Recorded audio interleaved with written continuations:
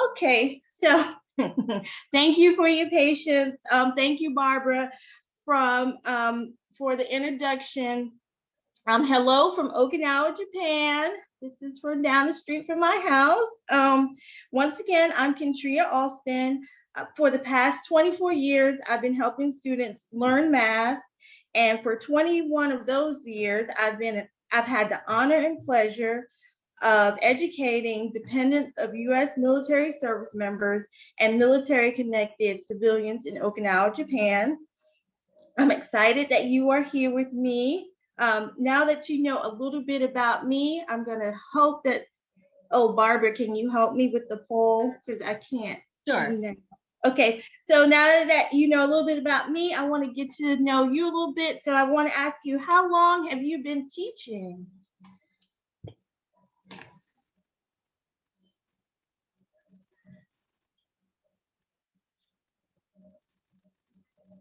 Okay. Okay. All right. Wow. Okay. We have a good distribution of years. So that's good. All right. Okay. So let's get started. During this session, we'll look at learning logs, the rerun summarization method, and discuss how to develop writing activities. Please ask questions in the chat as we go along. Writing about processes and metacognition definitely has value in a math classroom, but this type of writing should not be the only opportunities for students to write in math class. When various types of writing opportunities are offered, then there is an opportunity to reach more students. As math teachers, we teach theory, but then it's easy to just leave it alone. When you ask students to analyze the theoretical aspect of a topic, then students who might not have a full grasp of the procedural aspect of the topic may be able to understand the theoretical foundation. Asking them to write about that understanding can give them an opportunity to be part of the discussion and feel successful. Process writing is about what the students are presently learning. When you ask students to make connections, you are asking them to either draw on prior knowledge or give real world applications to the current topic. This gives them a deeper understanding of what they are learning, and also the answer to the question, when is this concept used in real life?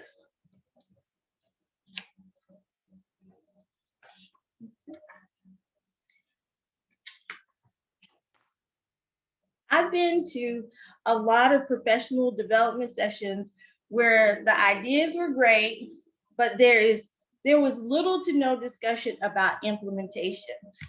I want to take a few minutes to address how to implement and grade the assessments we will discuss during the session. So here's my plan. Instead of starting class with what did we do yesterday, I start class with questions like, what's the difference between a parallelogram and a rhombus? Or how can you determine if a graph represents a function? This encourages students to think and discuss the concepts. I usually ask a question to the group and then call on someone or take volunteers. If no one answers, then I ask them to refer to their notes. If the question pertains to a past lesson, I'll refer to my planning book to tell the class the date and the lesson name. This teaches them that their notes are a resource because students are able to refer to their notes when completing all the writing assignments we will look at today. Finally, I love discussing math with my students, so I'm very intentional about making sure we're not just discussing the steps to an answer. Oops, I'm sorry. Okay. All right.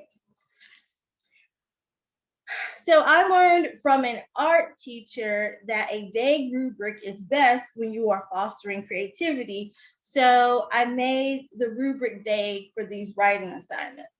A student rarely does not earn points because the assignments are completed in class. So while they're completing the assignment, I encourage students to respond, and I give guidance as needed.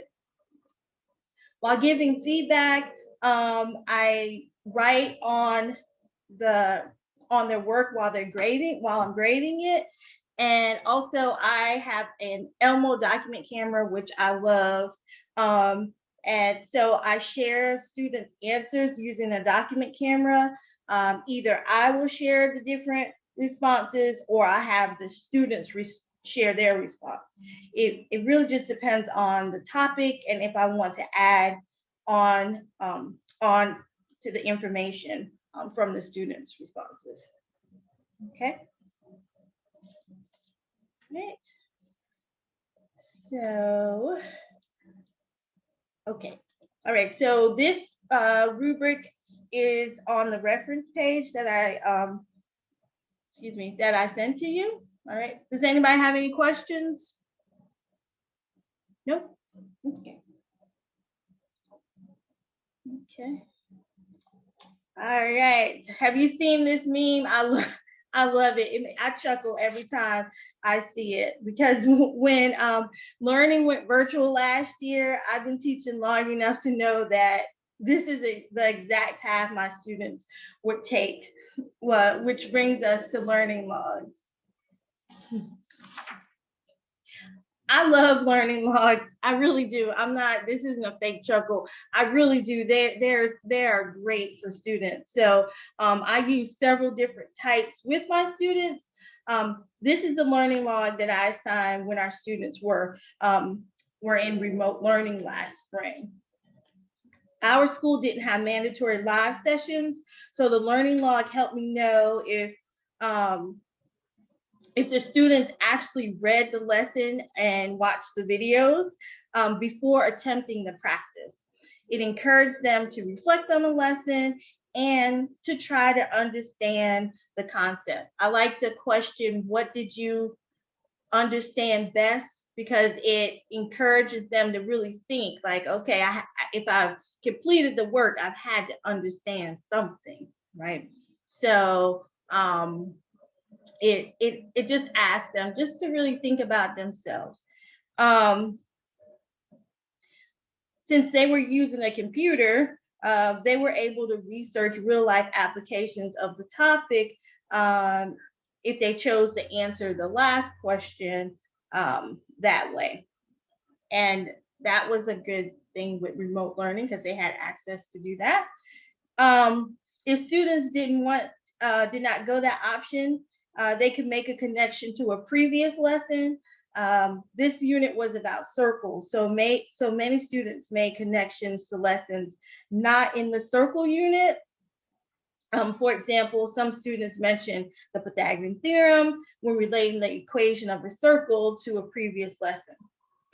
This student is an English language learner. The learning log gave her the opportunity to practice writing in English when it's not like a big essay or anything, just small writing. And we know anytime a student writes, it is practice. So this gave her an opportunity to practice writing in English. And then she decided that maps and cartography would be her theme for each lesson. So I learned, some of it I already knew, but I like that she learned a lot about GPS and making maps. She did one response was about Google Maps. So it was really good to see her get into the topic a little more and make those connections.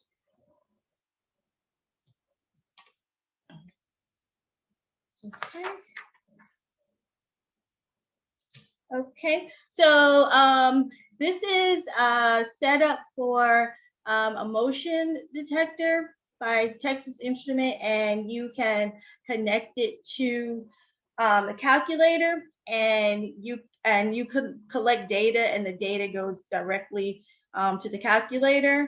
And so I've used that several times, but the first time my students used motion detectors, the students worked well, but I was unable to tell how much individual learning how much each individual learned or took away from the group activity, because all the questions and responses were answered as a group. But I'm gonna stop there because I looked up at the chat about the learning logs. Exactly. I use the learning log as a formative assessment.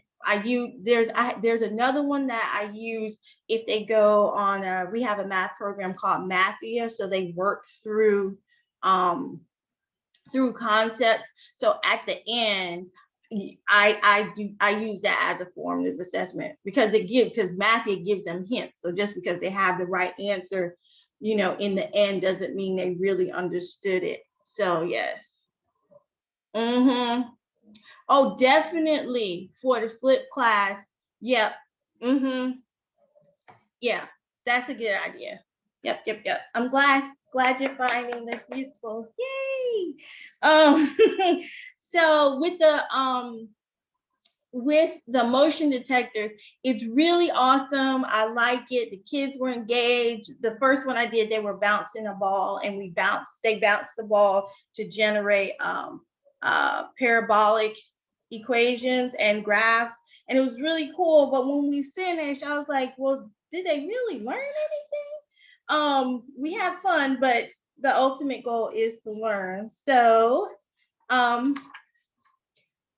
wanted to find a way to gather that information, like what did they really learn? So I asked my colleague who taught chemistry about writing a lab report, because what we did was a mathematical experiment. So I was like, okay, let's go over here to the scientist over here, and he shared the rerun summary with me. Right. So the rerun summary allows students to individually reflect on the mathematical experiment. This is also on the reference page. Okay. All right. So since the presentation is on writing beyond process, let's skip the restate and explain sections and focus on the real life, uncertainty, and new sections. Okay. Oops. Okay. These sections give students the opportunity to tie what they learned to a real world application, to reflect on their time as an experimental mathematician, and explain any new information that was learned. Okay, I won't read the example out loud. I'll give you a few minutes to scan the responses. The responses for uncertainty and new are on the next slide. So I'll just give you a couple seconds.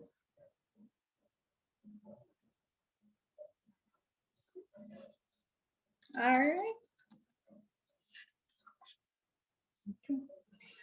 right. Experimental math is not tidy like the word problems students solve from textbooks. Discussing the uncertainties requires them to consider the experiment and outcome when the variables and situations are not presented in a nice, neat package that will work out. For the new section, isn't our daily goal for students to learn something new? Right? Yay. So this student discussed the functionality of the TI-84 graphing calculator.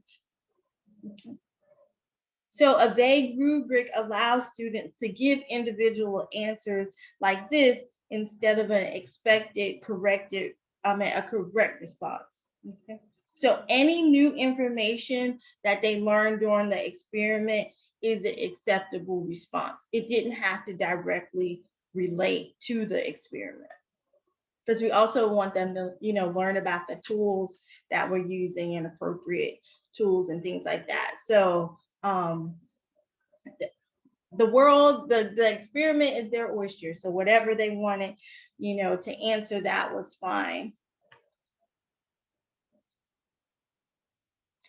Okay. We're going to move from some pre-made work into oops. Okay, wait a minute. I'm going back to the chat. Okay. Yes. I love collaborating. You see it, right? That's my thing. Okay, good. Yes, Laura. Okay, you teach chemistry. Yeah, it's just I know I have ideas, but I don't know everything. And I'm like, how can I get that done? And I just go ask, they're my colleagues and my friends.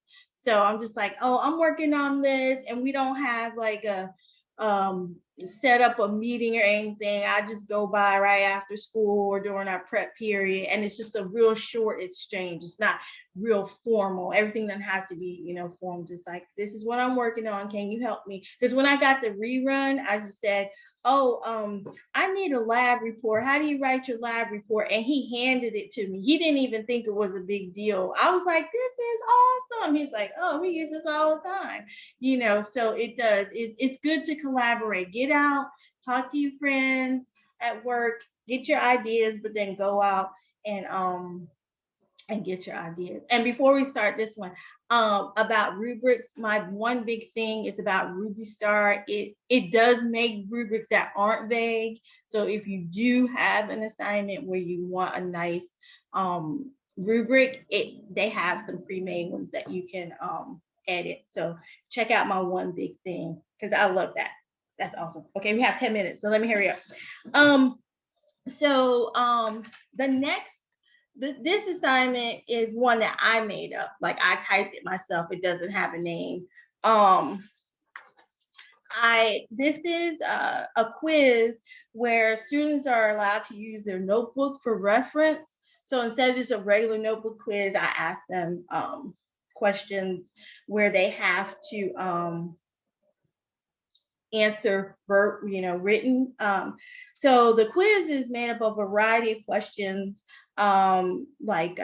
This analyzes. There's some that you have to find. They have to find the error or answer other types of questions. So that's also in the reference page. I put the whole quiz there so you can see the example of the whole quiz. And for these questions, I got them out the textbook, because a lot of math teachers skip like numbers 1 through 5. Those are the fill in the blank and the vocabulary questions. So I typed those up, put them on the quiz. And then the later questions, like the analyzing, finding the error and all that kind of stuff, right at the end. So I just took those and typed them up. And so by having the kids answer them in class, they're more willing to try. I tried it, telling them to do it at home, it didn't work. So I brought it inside. Let them use their notes. Here's the result. Well, here's one example. The top example was written by an English language learner. So I work for the Department of Defense overseas. We have a lot of students whose first language is not English. I have one student this year. English is his fourth language. So I'm always trying to help with that, help them with their English language skills. So with this particular student, during formal lectures, she would write her notes in English and then make notes to herself in Japanese to help solidify her knowledge. So when she took the quiz, she was able to have the information in both languages as reference, and then she could practice her writing in English on the quiz. Okay. She has some grammatical mistakes, which is okay. I don't grade for grammar. Sometimes I correct it, sometimes I don't. So she decided to use evaluating functions, domain and range to answer the question, while the second student here, she went a different route. She decided to show how each function was equivalent to the same third function, which is a great use of the transitive property. So when you ask them to write, you get some real gems. So both of them provided two mathematically correct answers using the method they understood best. And that's what I like about these writing activities, is because they tell you how they've learned. You're not just always looking for a canned response. So I really like doing that. Okay. So any questions? Okay, no, okay. All right, we have 7 minutes. I only have one more to go. Okay. I was talking fast. I was scared I'd run out of time. All right, so the last one is inspired by language arts. I'm a interdisciplinary person. So the beginning and middle and summary is a summary technique that's used in language arts classes to summarize a story. Actually, my son came home, he was in elementary school with this, and I was like, oh, I can use that in class. So I was inspired by that. So I thought that this summary technique could be helpful after students completed an activity, or with my geometry class, we sometimes prove theorems by example. So, I don't know, you might not know, students don't like proofs. Um, this allows them to summarize what they've learned. And then they proved the Pythagorean theorem in 2 ways. So the students' responses reflect like the way that it was proven. So with the tangram, it was visual. She used, little pictures in it, and that was fine. And then this one was a proof, a 2-column proof. So her example is more written. It's all no pictures. Okay. Okay, so the quiz is the only one that so for the quiz it was like 30-45 minutes, because we were on block schedule, so I had them for an hour and 15 minutes. So I would say about 40 minutes or so, not a long time. And then the other ones, I set a timer at the end of class, like, okay, the last 10 minutes of class, we're going to work, you're going to finish your learning log or do the summary. So it just depends on what we're doing. But I live by the timer. So I do want, and it's important to me that they finish. So I do want to allot enough time for them to actually write out the summaries. Like, I don't want it to be an afterthought, like, oh yeah, we need to write this summary. So I don't, so it depends, but I make it a priority.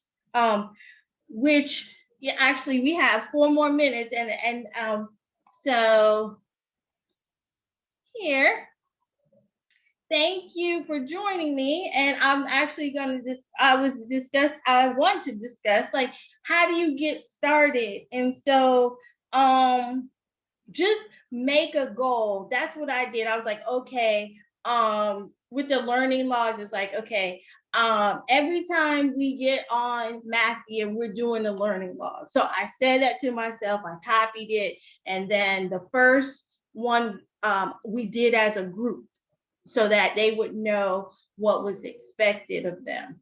So actually last year we had done those types of learning logs before remote learning. So when I asked them to do another one, they were already familiar with, okay, what am I looking for? Don't give, short answers. Just they'd already flushed out that they needed to really communicate with me. So just pick a goal, try it, set a timer, so you're like, we're doing this,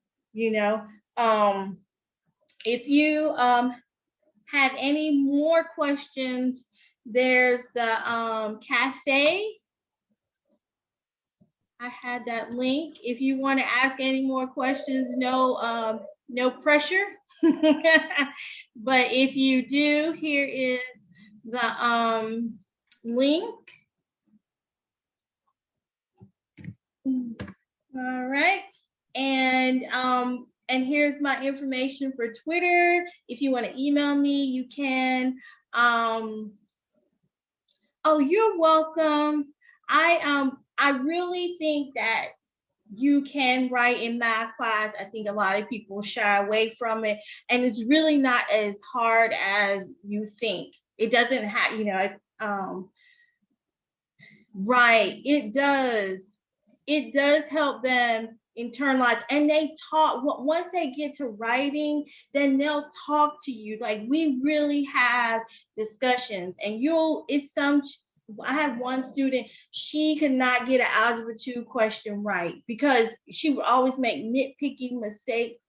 But then when we started writing, she knew it. And then she was like, okay, well, I'm not going to take pre-cal, but at least I understand, algebra 2. So really, it's really, I've seen a difference. I mean, we know all our students aren't perfect, but as a group, I've seen a real difference in, like, the attitude in my class, and just the goal is to have as many students be successful as possible. And this is one way to do it.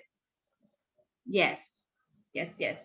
So we have 1 minute left. I want to thank you, Jesus, Carolina, Nadia, Francis, Susanna, Kate, Nicole.